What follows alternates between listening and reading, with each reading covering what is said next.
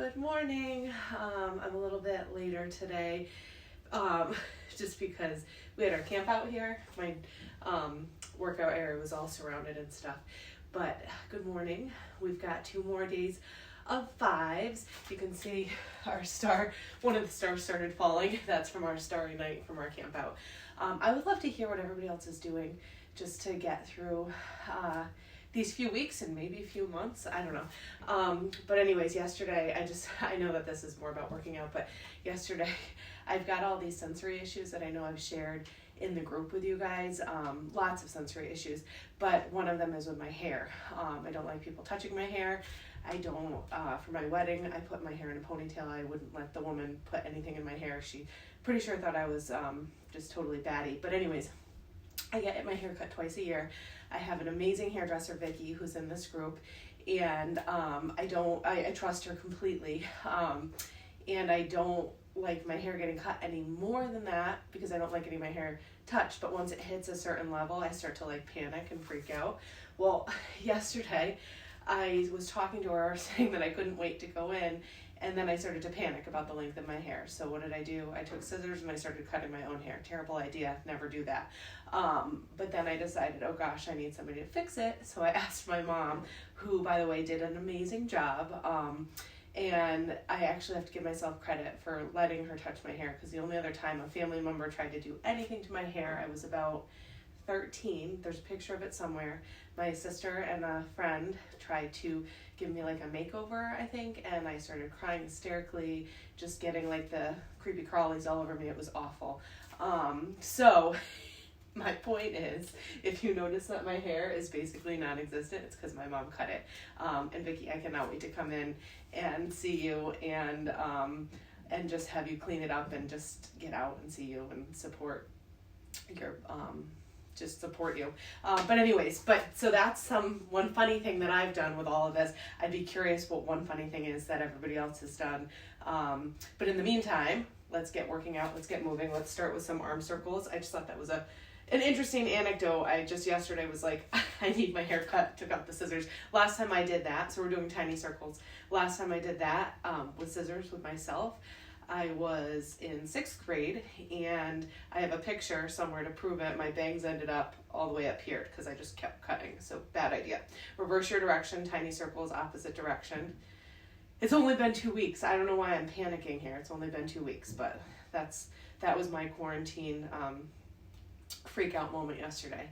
All right, now let's make our circles a little bigger. Nice big circles, opening up through our back and our chest, keeping those hips level. Belly button pulls in and up, and then reverse your direction. Tiny circles, big circles, not tiny circles, opposite direction. So we're just engaging our abdominals, feeling that length in our legs and our torso, opening through our back and our chest. And then let's do those hugs again. Yesterday, I decided to move piles and piles of ground up stump. So my arms and my chest are super sore. 2 more. All right, next we're moving on to mommy kicks. So you guys might have done this before. Arms come out in front. This is gonna be our cardio, so it's a kick. And let me slow it down. One hand over the other, and then just kick that leg up. And then you just speed it up to wherever it works for you. So this is our cardio. As fast or as slow as you wanna go. You can move just your arms. If you've got any issues with your legs, you can move just your legs. If you're having problems balancing with your arms in front, or if your heart rate's getting too high, about halfway in. So you can keep that spine lengthened. You can also do a slow kick. So just be mindful of where your body's at, what you can handle today. Meet yourself where you are, and then that's all that matters. 15 seconds left. Keep yourself moving a little faster if you can. You can hear my breath getting a little shorter. 5, 4, 3, 2, and 1. Okay.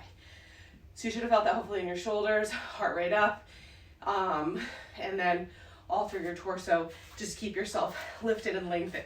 Next, we've got inner thighs. Toes out, heels in, shoulder blades down, chest up, spine lengthened. So we're going to open at the hip joint, bend at the knee, and lift back up.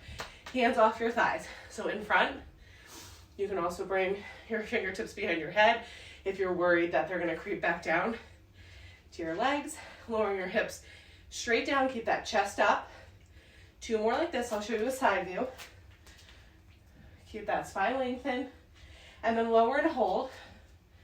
Add a little pulse, up and down an inch. So we're not pushing our hips back. We're not rounding our back out. We're keeping that spine lifted and lengthened. Hands off our thighs. 2 more like this, and then lower and hold as low as you can get. Everybody's gonna be different on this one. Elbows nice and wide if those hands are behind your head, so we're not like this, but your hands can be in front as well. Get a little lower, keep breathing, lift your heels up. See how that feels? If it feels okay, all the way up, all the way down. If not, heels go back down on the ground, still sticking with that full range of motion. We'll do 2 more, and then lower and hold again, adding that pulse in. Heels can be up or down. Shoulder blades back and down. I'm sort of liking the star in the corner. I was gonna take it down, but I might leave it. 3, 2, now lower as low as you can get. You need to be wide with your feet. If your feet are too close, knees are gonna come over your toes, hyperextending your knees, injuring your knees over time. Or you can have an acute injury where you get hurt like that and it hurts. 3, 2, and 1. Come back to center. All right, what is next? Oh, yeah, more leg work. Okay, so start on one side of your room, however much space you have. Sink into a squat. Weight is on our heels. One thing that I noticed, so with the last move, I had you upright because your toes were out and your stance was wider. This one, your spine stays long, but you can hinge forward a little bit. If you try to keep your spine lifted with a regular squat, you'll fall over. So we're doing a traveling squat, however much space you have. Travel to the other side. Stay low. So that doesn't mean we're doing this. Stay low. Pretend you're in this little tiny room. You've got the ceiling shorter than normal, and you have to stay inside that room without bumping your head on the ceiling. So get low, shoulder blades down. Your spine is lengthened. Your chest is lifted. So that just means we're not rounding forward.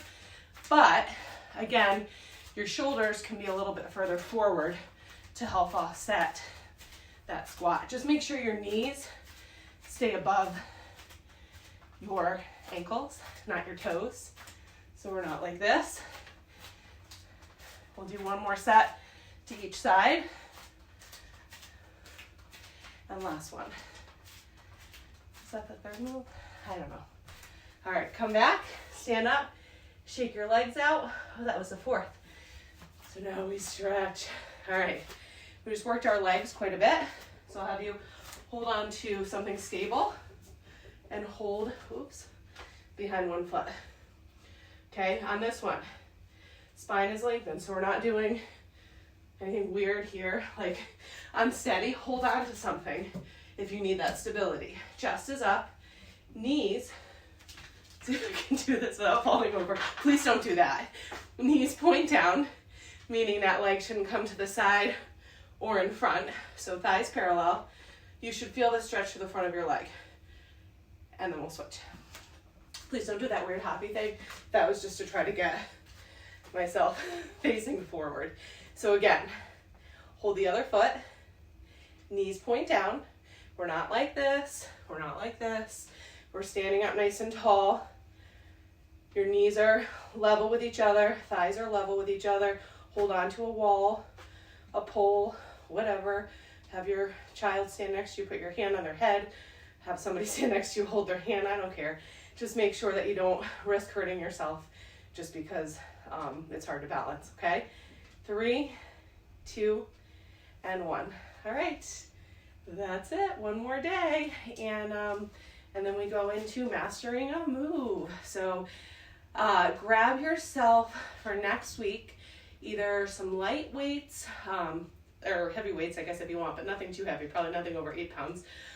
If you don't have weights at home, grab something like a water bottle, canned food, like if you've got tomato paste, those are small enough to hold, anything that you can hold as if it was a weight that's no more, I'd say you want somewhere between 1 and 5 pounds for most people. 8 pounds would be like the most is my, and then we'll start that on Monday.